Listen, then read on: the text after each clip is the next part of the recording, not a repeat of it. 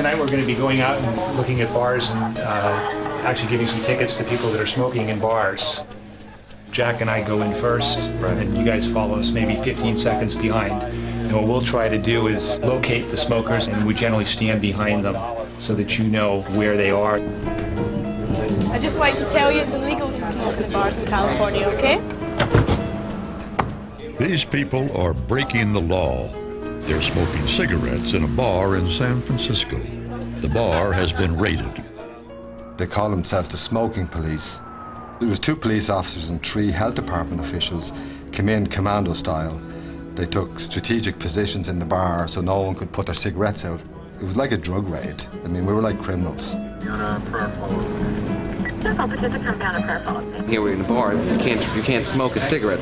I'd just like to tell you that it's illegal to smoke in bars in California, okay? The last bastion of smoking is a bar. Right. Can I get you a beer? I enjoy smoking. I'll stop when I feel like stopping, not because I've been told to stop. I have no intentions of stopping. I enjoy it.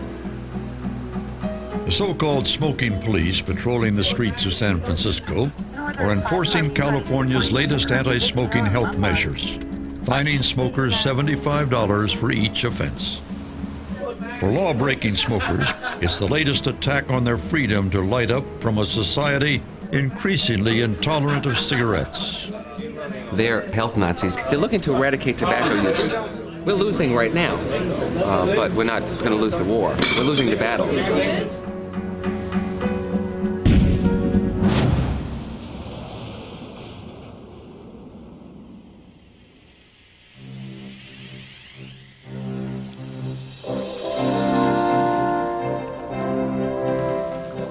In the early 1980s, the R.J. Reynolds Tobacco Company wanted a Harrison Ford look-alike to spearhead a new advertising campaign. As the Winston man, Dave GOERLITZ became a frontline soldier for the industry promoting Winston cigarettes. His job was to recruit new smokers at a time when public knowledge about the dangers of cigarette smoking was increasing. A smoker himself at the time, GOERLITZ soon became concerned over his client's attitude about the very product he was promoting. One of the executives from R.J. Reynolds came over and said, "What are you doing?" And I said, "Well, I'm smoking." They said, "Well, you're still smoking that stuff?" And I said, "Yeah." And I said, "How come you guys from R.J. Reynolds don't smoke?" And he turned to me and he said, "We don't smoke the shit, we just sell it. We reserve the right to smoke for the young, the poor, the black, and the stupid." This highly successful ad campaign, with GOERLITZ playing a member of a search and rescue team, conveyed the essence of macho camaraderie.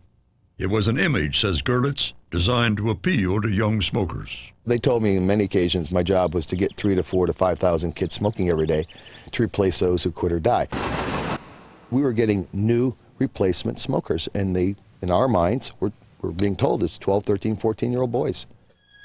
In fact, later on, R.J. Reynolds was discovered to have tracked the consumption habits, including cigarettes, of children as young as 14. The company admits this happened. Its present management disapproves of such behavior as revealed in internal company documents. I think it was regrettable that it was written. Those memoranda are inappropriate. There's no question in my mind that tobacco companies oughtn't to be following the consumption habits of minors in planning their strategies for the future. Completely inappropriate. In 1987, R.J. Reynolds launched a cartoon character, Joe Camel, to revive its tired Camel cigarette brand. But critics felt advertisements like these were encouraging young kids to smoke. Reynolds responded that the ads were designed to convince young adults to switch over from rival brands. Anti-tobacco campaigners were not convinced. The tobacco industry has been brilliant in hooking kids. It demonstrates what you can do if you have no moral gyroscope whatsoever. It's not a coincidence that after Joe Camel was introduced, the percentage of American kids who smoke Camel cigarettes skyrocketed from less than 0.5% to well over 13%. During that same period of time, the number of adults who used Camel didn't move at all. Joe Camel wasn't one iota about adult brand switching. It was 100% designed to appeal to kids. The one question my shareholders are going to ask me at the end of the year is, has Camel's market share increased? because remember, it's just a consumer product competing against Philip Morris and other companies. And we would not be doing our job if we didn't do effective work in our marketing campaigns. It's a consumer product.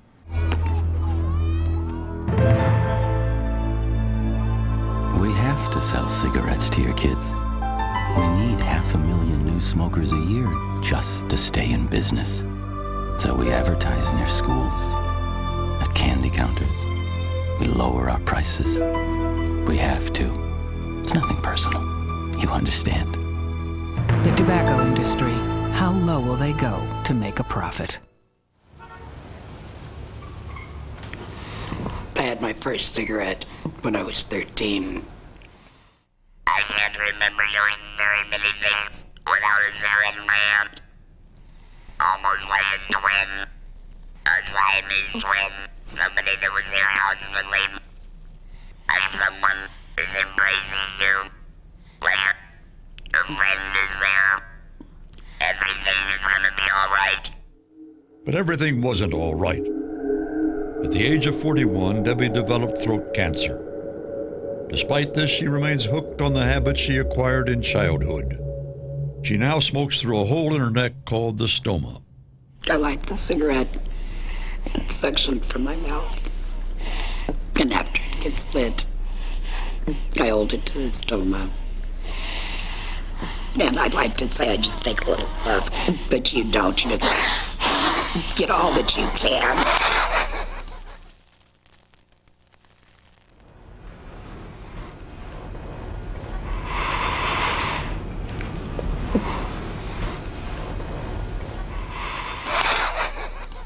It's like, oh God, yes.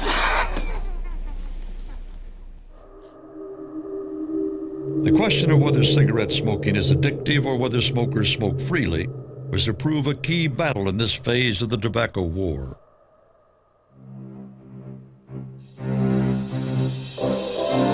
The makers of Marlboro, the world's most popular cigarette, produced some unwelcome evidence of their own about the addictive nature of cigarettes. Their secret work on rats was supposed to find a safer alternative to nicotine. But what emerged from the work on Philip Morris's rodents had immense implications for the cigarette industry and the question of addiction. Rats took nicotine just the way people smoke. Rats would wake up in the morning, and before they would eat, before they would groom, before they'd get their water, they'd go over and they'd press that lever for nicotine just like a person who gets up and lights up a cigarette. And they would load their brains up with nicotine in the morning. And then all day long, about once every hour or so, the rats would go back and press that lever, just like people who stand outside and smoke cigarettes. And then right before the rat went to bed, right before a person goes to bed, they smoke a bunch of cigarettes to put the nicotine into their brain. And that was very revealing to us, that here was an animal mimicking what a person does. And that said something to us that was very important. It said that cigarette smoking was a biological process of addiction, not just a habit. Victor DeNoble realized how sensitive this discovery was to an industry that publicly denied cigarettes were addictive. People were very careful, Philip Morris, not to use the big A word, the addiction word. They would use things like impact. What is the impact of this cigarette? What they really meant was how much nicotine is it delivering to the brain? Unexpectedly, he was summoned to Philip Morris's corporate headquarters. All of a sudden, I'm going up on a corporate jet to New York City. I mean, I'm a grunt-level scientist. I'm in a laboratory working with rats. And I talked to the president of Philip Morris. He asked me one question. He said, why should I risk $1 billion industry on rats pressing levers for nicotine? All he wanted to know was the profit margin. This is about money, nothing else. Company lawyers now moved into the room next door to DeNoble. He was told to withdraw his research work from publication. Then the president of Philip Morris arrived. This guy shows up, and I'm sure he's making like $1 bazillion a day. And he says to me, is this a test that a government agency would use to determine whether a substance has an abuse liability, an addiction potential? I said, of course, yes. And And he got all upset, and he grabbed this guy by the arm, and he said, "We're going out of here." And he opens the door, and he looks back, and he says to us, "Damn it, man, you're making us into a drug company." Philip Morris now decided it was time to stop DeNoble's laboratory work. He was summoned to his boss's office. I'm sitting there thinking, wow, you know, this is more laboratory space. This is a bonus. This is a promotion. And they said, but as of 3 o'clock, and it's now 10 after 3, we don't do this research anymore. They said, I want you to go downstairs and kill your animals. Turn over all your documents. DeNoble killed his 250 rats, but crucially he kept some of his research papers, and he didn't tell Philip Morris. They had people following me and watching what I was doing, and they were making it very clear that if I did go public, I mean, they told me point blank, they would absolutely categorically sue me and have me put in jail. DeNoble's work would stay secret for a decade, but smokers at the time were well aware of the powerful hold nicotine had on them. Addiction was the key for this man and his personal war on cigarettes. In the 1980s, C. Everett Koop was America's #1 health official, the Surgeon General. He regarded his fight with the tobacco industry not only as a health campaign, but also a moral crusade. In 1988, he produced an official report labeling cigarettes as addictive. We, in a sense, made a word that was always associated with heroin and cocaine, criminals, and crime in our streets, with a drug that was illegal. And here we have a Surgeon General's report that says a legal drug in this country, nicotine, sold as a legal product, tobacco, is just as addictive as cocaine and heroin. Well, that changed a lot of people's thinking. Our opponents very much wanted to have that word in its pejorative sense, to link smoking with crack cocaine and heroin. And it was part of the strategy, obviously, to demonize smoking and to make it antisocial. It was this man who produced the most damaging evidence about what the tobacco industry knew about addiction and was keeping secret. In 1988, Merrill Williams clerked for a law firm representing Brown and Williamson, a subsidiary of British American Tobacco. They paid him to sort through hundreds of boxes containing the most secret and sensitive documents on smoking and health. What he did next was to change the balance of power in the tobacco war. My thoughts were, there's no way in the world I can not get these documents. I've got to get these documents. I'm going to get these documents. And believe me, I was scared to death because I was taking out the originals. I had to take it out in sections, and I did the James Bond thing. I plucked a hair and put it in the section that I took, and then I went out. Getting out and getting in was controlled by the guards. And as I passed the guards, I would be munching potato chips, and the noise of the chips would be distracting to the noise of the paper. We were allowed to carry a briefcase. And at Christmas, I filled the whole briefcase with documents because nobody was there. I didn't even make a pretense of working. I just left and passed the guards and said goodbye and happy Merry Christmas, and the spirit was such that nobody wanted to stop me. Over a 4-year period, he stole thousands of confidential documents. One memo contained a remarkable statement about addiction that contradicted all the industry's public assertions. We're in the business of selling nicotine, an addictive drug. I was totally shocked. I mean, I knew it was true, but to see it in black and white. They knew that eventually there were going to be leaks. They just didn't know that this was going to be one big leak. While Merrill Williams was looking for someone prepared to handle his stolen documents, Congress was about to hear sworn testimony from the tobacco industry's chief executives. Their appearance would prove a disaster. I'd like you to rise. If you raise your right hand, do you swear that the testimony you're about to give is the truth, the whole truth, and nothing but the truth? I do. We suffered a terrible loss in those hearings. The media picked up on it. The spectacle of the CEO standing like people before a lineup with their hands in the air was a devastating public relations blow. It was a watershed event, and having crossed that point, we're never going to go back.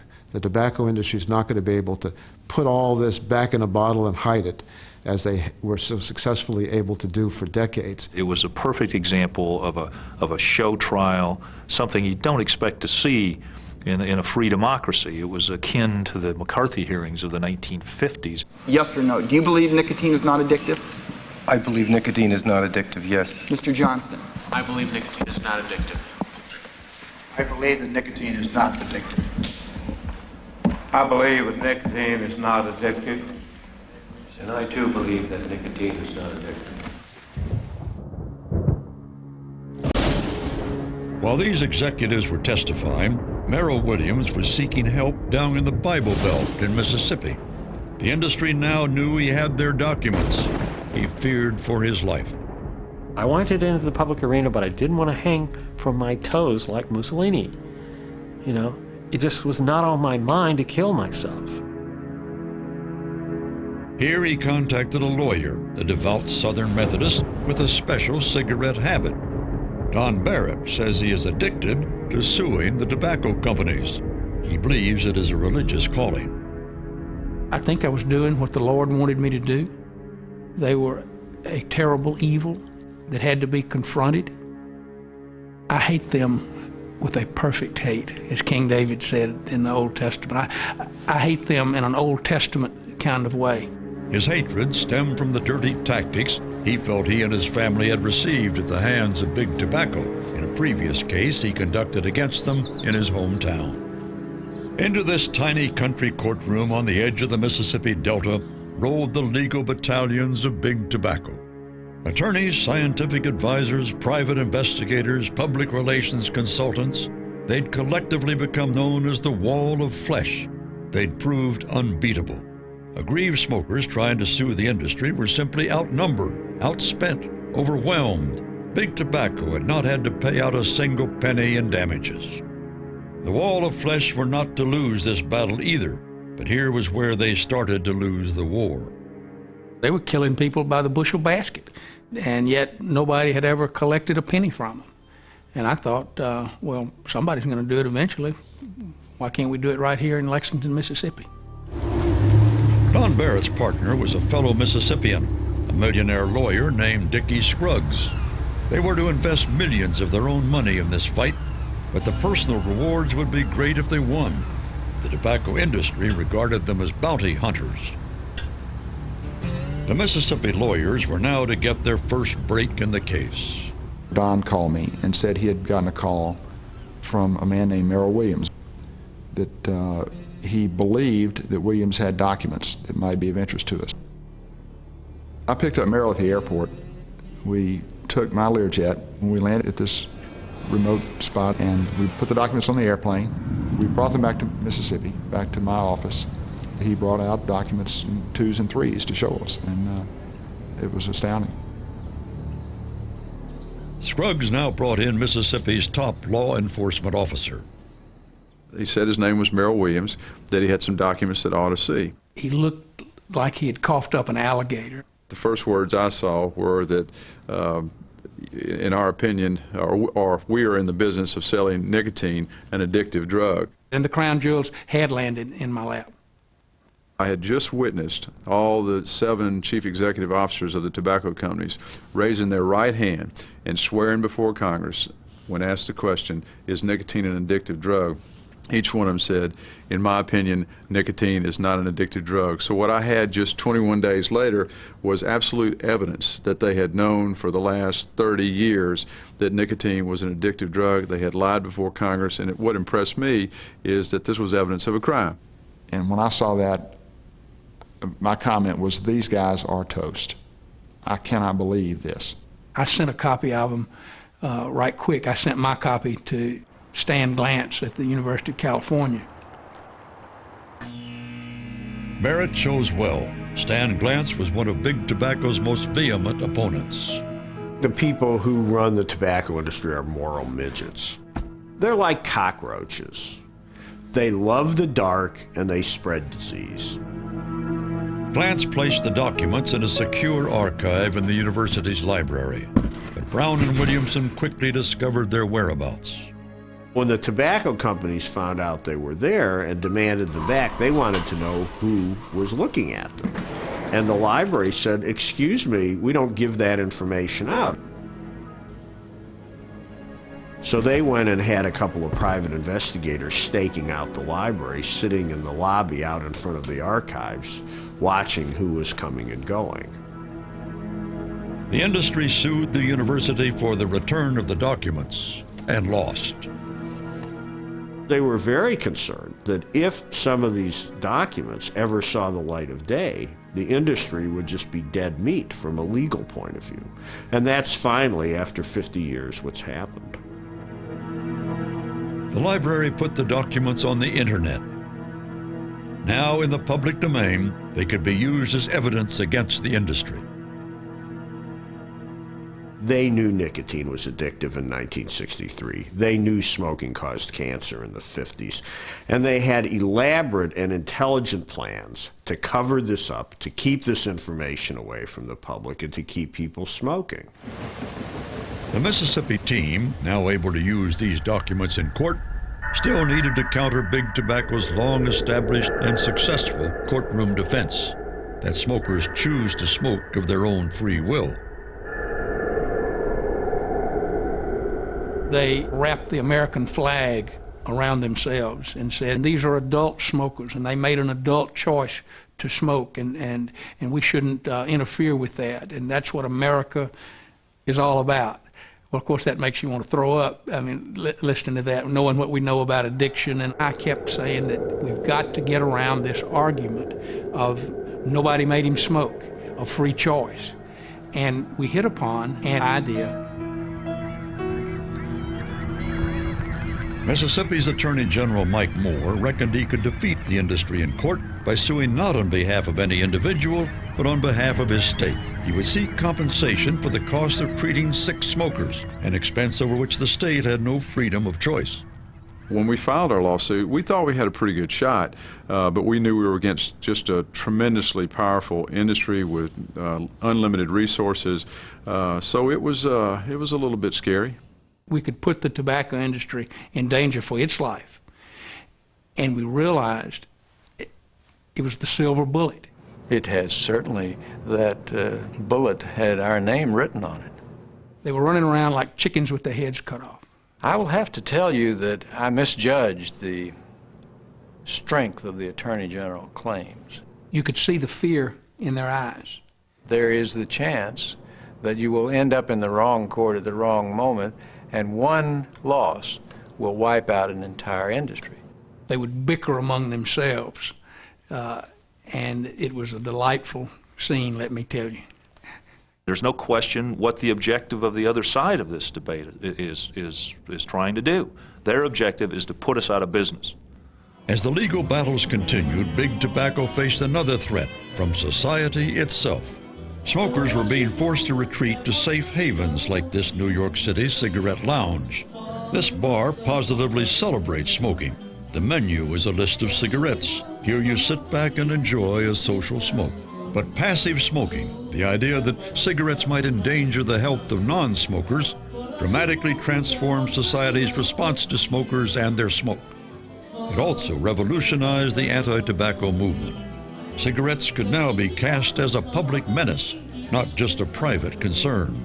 It was the most serious threat so far to Big Tobacco. I really believe most people in the industry formed an opinion that now looks terribly misguided, that this subject would not amount to a whole lot, that it would not be accepted as scientifically sound. Passive smoking is the industry's Achilles heel. Because while the tobacco industry can keep smokers smoking and through their advertising help them rationalize their behavior of killing themselves, it's very hard to get somebody to believe they have a right to kill somebody else. We never met, but you know me. I'm your waitress. I brought your coffee. Remember the drinks? Can we ask you something? 8 hours in here. It's like smoking almost a pack. More of us die of lung cancer and heart disease than in any other women's job. When you smoke a cigarette or breathe in secondhand smoke, you're putting cadmium in the air, dimethylnitrosamine, nicotine, arsenic, ammonia, lead, a whole variety of toxic chemicals, which if they were coming out of a smokestack in an industry would be very, very heavily regulated. Public health authorities increasingly are marginalizing themselves by their more aggressive and excessive claims about smoking. Basically, they've now decided that the end justifies the means, and they engage in junk science to try to make smoking even less socially acceptable than it is already. A landmark case involving an American Airlines employee showed just how harmful the passive smoking issue could be to the tobacco industry. Norma Broin worked for 13 years in the swirl of smoky airplane cabins as a flight attendant. She never thought that her job might place her at risk from disease. It was irritating, it was annoying, didn't make us feel good, but none of us knew that it was going to kill us. At the age of 34, Norma was diagnosed with lung cancer, despite the fact that she had never smoked. There's no question in my mind that the secondhand smoke caused my lung cancer. I don't have any of the risk factors. My doctors have certified that my lung cancer came from secondhand smoke in my work environment. Donning a protective mask may look bizarre, but today Norma's life is planned around avoiding all air pollution, including cigarette smoke. For her, it's a matter of survival. I have no choice. I have basically one lung left now. The other one's pretty much gone because of complications. Every time I'm in a smoky environment, I get an infection that kills that much more of my lung cells. Pretty soon, there will be none left, and I will be dead. It's not a matter of choice. Norma sued the tobacco companies on behalf of 10,000 non-smoking flight attendants. Big Tobacco settled her case, handing over $300 million for a medical research foundation, but refusing to concede blame. It was the first time the tobacco companies had paid out in a passive smoking case, but Norma is not stopping there. With every fiber of my being, I want to see the tobacco companies held responsible. They're evil. They are the definition of evil. They put profit before people. This is about greed. It is very simple. That's all it's about. They produce a product that they know, if used exactly how it was intended to be used, causes sickness, disease, and death in the user and the non-user. And they tell you that it's not so. They lie about it.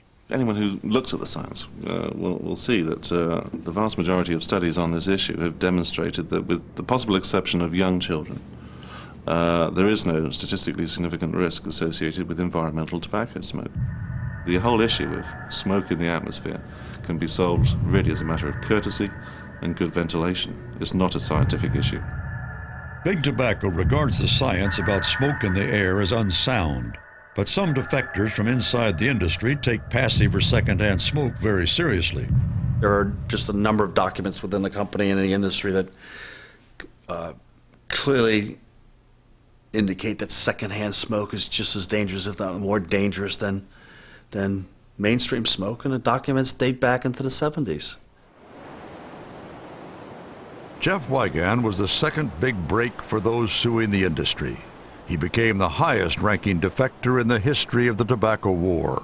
It was a huge stick of dynamite for the industry. They never expected someone who had been vice president of the company to come forward, and he had tremendous information. He was a very dangerous witness for the tobacco industry. That's why they tried to intimidate him, because he was seen as a traitor to the industry. After being fired by Brown and Williamson from his position as head of research and development, he felt increasingly hounded. I knew the industry was following me around. I went through unmarked entrances. I traveled under different names. We had 2 bodyguards, 2 ex-Secret Service agents that provided security for both me and my family. I carried a handgun in the car. I kept the handgun in the house. I wasn't quite sure of what was going to happen.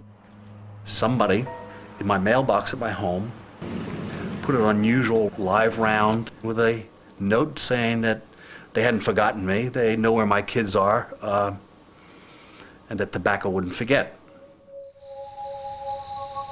In particular, WIGAND knew of a top-secret plan to breed a tobacco leaf with increased nicotine content, a project codenamed Y1. Y1 is a genetically engineered tobacco that gives you approximately a twofold increase in nicotine. It was a program that was undertaken within the company to manipulate the nicotine delivery of the tobacco. The Y1 leaf was sold commercially in cigarettes in the United States. British American Tobacco, which ran the project worldwide, says it was a failed attempt to develop a safer cigarette. Jeff Wigand believes otherwise. The companies knew that nicotine was addictive and that the product that they were delivering to the consumer was really a nicotine delivery device or a nicotine system. Y1 seeds, ironically, produced the first successful criminal prosecution of the tobacco war, when the genetic engineering company developing the project for British American Tobacco's subsidiary pled guilty to illegal export of tobacco seeds and was fined $100,000. It's one of the most addictive substances on Earth, and it's hooked millions. It's called nicotine, and the tobacco industry knows that the more nicotine their cigarettes have, the more hooked you'll be. Of course, every year, thousands of people die from their addiction. But you know what they say. There's plenty of fish in the sea. The tobacco industry, they profit, you lose. A deal that would threaten the profits as never before was being hammered out in secret in Manhattan. This was the first breach in the tobacco industry's united front against its enemies. Representatives of Liggett, which makes Chesterfield cigarettes, met with one of their fiercest opponents and swore him to absolute secrecy. We negotiated in New York, in different places, under assumed names. I had a secret file in my office that I call Project Phoenix. He knew that they would be squashed like a bug by Philip Morris and the other BAT and the other big companies if, in fact, the negotiations leaked out. The secret talks were being driven by financial considerations rather than qualms of conscience. I had some morals, but not a lot, so to speak. But initially, Liggett could not afford to lose. If we lost one judgment, we'd be out of business. Liggett decided to settle its suit with the state's attorneys general. I said to myself, what am I going to do if I go to court or go before Congress, somebody asks me, is smoking addictive, or you ask me, is smoking addictive, or does smoking cause all these problems? And personally, I believe they do. What am I going to do? Hem and haw and say, I don't know, which is what they're still doing. So it's a pleasure to come out and say, not a pleasure, but it's refreshing to come out and say, yes, it does cause all these problems. Yes, it is addictive, 100%.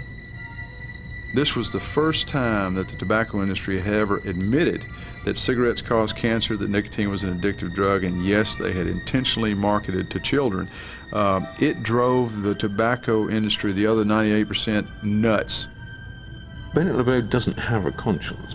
His sole purpose was to sell the business to somebody for a lot of money, and he's blackmailed, or attempted to blackmail effectively, all members of the business to say, buy me for a large amount of money and I won't cause you any trouble. And that's Bennett LeBeau. Well, I heard a couple statements that I'm a mafia turncoat. And my answer was, I didn't know there was a mafia out there I was part of. Within months, the rest of the tobacco industry made overtures to settle. Finally, after several failed attempts here in New York, they agreed to pay more than $206 billion to the state's attorneys general. The attorneys general have now before them a tobacco settlement proposal that would provide the states with $206 billion through the year 2025, the largest financial recovery in the history of the world. Our children, under this settlement proposal, will finally see the truth. The proposal provides a minimum of $2 billion for a foundation dedicated to telling the awful truth about the addictiveness and the health effects of tobacco. In London, at the headquarters of British American Tobacco, they'll be counting the cost of the settlement for the next 25 years. To have an eventual arbitration award of $8.3 billion awarded to the lawyers for legal fees for 4 states alone, I mean, defies the word outrageous. It just is quite extraordinary. They are particularly aggrieved by the overall payout to the lawyers working for the states, an anticipated $20 billion. America, the United States, is hypochondriac and litigious. And the plaintiff lawyer industry in America is totally out of hand. Most of my American friends, including my non-smoking, anti-smoking American friends, would agree that the country is in the grip of manic lawyers, and it's a great way of making an enormous amount of money. These men are wealthy beyond the dreams of avarice as a result of being struck lucky. Let me tell you, I'm going to take the money. I could make several $1 million from this for 14 years' work. Anything that they have to pay is something that is taken away from the tobacco industry. That's riches that comes away from them. I don't feel bad about that. I hope it's a lot. Joe Camel is retired. Removing advertising symbols like him and this Marlboro sign is part of the settlement agreement, but Big Tobacco's legal problems are not over. They still face the prospect of being sued by governments and individuals. I sued Philip Morris for smoking their brand of cigarettes for 35 years and getting lung cancer. And I sued them, and I was awarded $51.5 million. Former country singer Patricia Henley received more than 3 times the punitive damages she asked for when she sued Philip Morris for fraud over her inoperable lung cancer. I did call the Philip Morris Company, and I did ask them about these warnings and whether cigarettes were as bad as the Surgeon General was saying that they were. What I was told was that if I was concerned, that I could switch to the lights, and that way I would get less tar and nicotine. I did. I switched to the lights. And within about a period of maybe 3 to 4 months, I was smoking 3.5 packs of cigarettes a day instead of 2. They deserted me when I became a sick smoker, and yet I was a very good customer when I wasn't. I've taken responsibility for my smoking. Number 1, I'm the one that's going to die. And number 2, I'm not touching the money. But they also need to take responsibility and be held accountable for the amount of people that they're going to kill tomorrow and the next day and the day after that. It's not just the tobacco companies who are being targeted, but smokers themselves. The first court dealing with young smokers has been established here in Fort Lauderdale, Florida. Good morning. We're here for a teenage tobacco court. The law says it's very clear. No one under the age of 18 may possess a tobacco product. That doesn't mean use it, smoke it, chew it. That means have it in your back pocket, hold your hand for a friend. Can't do it. It is exactly similar to a marijuana law. Young offenders, those under 18 caught smoking or in possession of cigarettes, have the choice of a fine or community service. You have a problem standing up? I mean, you have a back disability? Oh, all right, I thought you were lying. Community service or fine? What are you doing? Community service. Okay. Hey, toward a good life. You're really in the right direction. Right over there. David! Kyle Radford? You're 16? Community service or fine? What are we doing there? Community service. I'd rather you do it too. That was a wonderful decision. The ultimate sanction, known among offenders here as the death penalty, is the removal of their driving licenses. My license got suspended over a smoking ticket. So I can't drive. And I have my car sitting at home. I gotta get to work every day. I gotta depend on rides. So I'm not gonna drive on a suspended license. And it's hard. It's hard. Seeing some of my friends in here too, I thought that was pretty humiliating, because they're going to go back and tell some people, oh, I saw him and then so-and-so in court and all this stuff. Because barely anybody knows that I'm here today. Community service is fine. What are we doing now? Community service. That's a smart decision. 1/3 of the teenagers given the summons no longer smoke. Although I would not have originally considered the court system the place to stop teenage smoking, it seems to be more effective than any other program that's been going on. On the West Coast, anti-smokers are asserting themselves as never before. The town of Davis in Northern California, probably the most vehement anti-smoking town in America.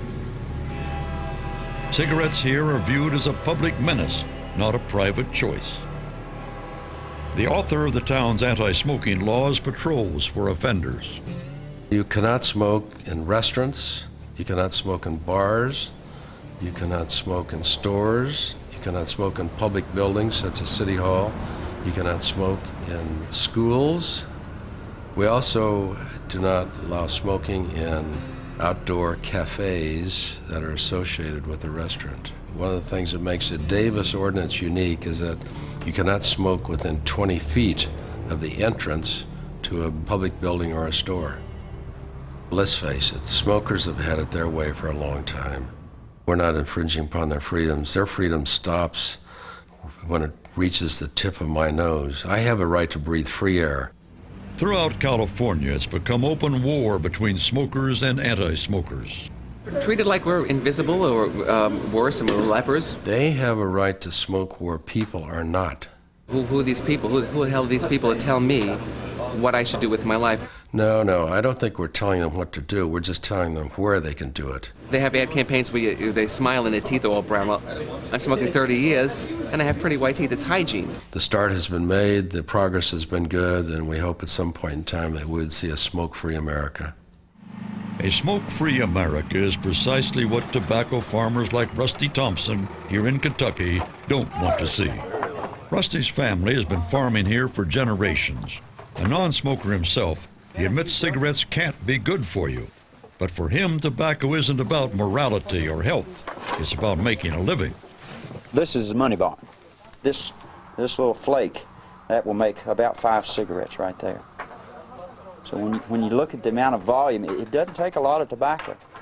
This barn will generate 60 million cigarettes. So tobacco is a high dollar crop for big tobacco, and it's a high dollar crop for me. High dollar. Promoting those sales are ads like these, targeted at young people and using sex to sell. But sex also is being used by big tobacco's opponents to undermine the allure of cigarettes.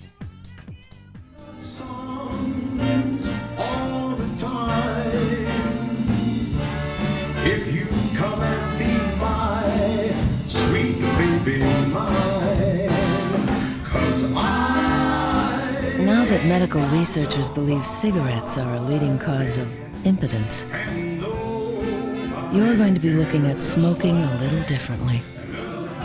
Still think they're sexy? Today, despite all the evidence against it, tobacco remains highly profitable. But increasingly, the tobacco leaf being sold in auctions like this one in Kentucky is going to the third world. That's where the future of tobacco lies. The tobacco industry would like to shed its reputation as the black sheep of modern commerce. It wants financial stability. That's why it settled with some of its foes. But the war against it shows no signs of dying down. And as an industry, it remains a pariah, albeit one that is still profitable. The tobacco industry sells a product that obviously can be dangerous and risky to people who use it. And I think if you look back at the history of this industry, it probably hasn't emphasized cooperation with health authorities enough in hindsight. I think we could have done a better job as an industry over the past 40 years. When they write the history of the 20th century and look at the number of people who died throughout the world from tobacco use, historians are going to ask the question, how could we do so little about such an important plague? Lord have mercy. Honey, somebody. Every cigarette company in the United States should be out of business in 25, 30 years. Because if you're really not going to sell to children, you're really not selling to children, you're going to have no customers in 25, 30 years. There are too many forces in this country that aren't looking for resolution, that simply I call them absolutists. They don't want to fashion a compromise. They simply want to drive these industries out of existence. And because they can't in the political scene, they can't do it in Congress, they're going to try to do it in the courts. By the year 2025, 500 million people will die of smoking. Now, that's a Vietnam War every day for 27 years. That's the Titanic sinking every 27 minutes for 27 years.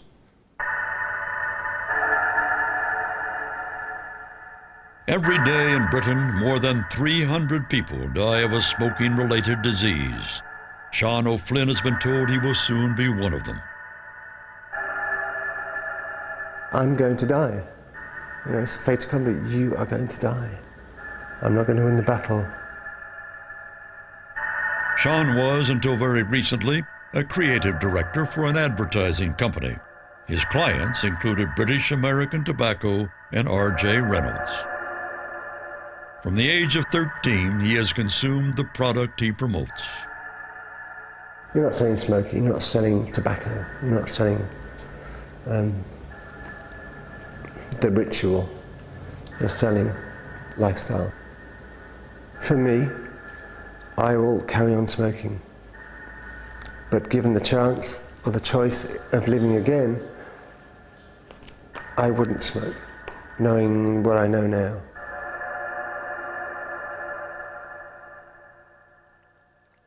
Once I'd been notified that it was terminal cancer, it was what the hell, you know, it's like, I'm going to die, so I might as well enjoy it.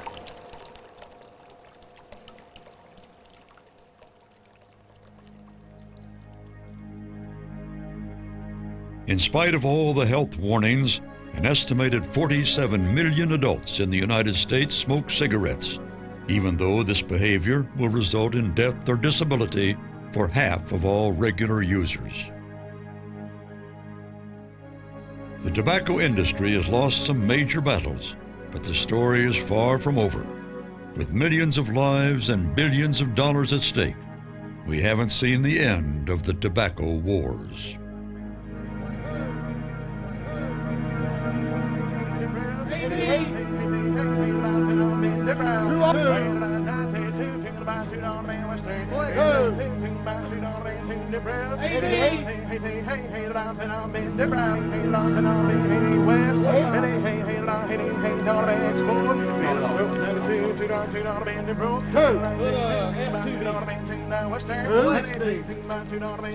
Lord have mercy.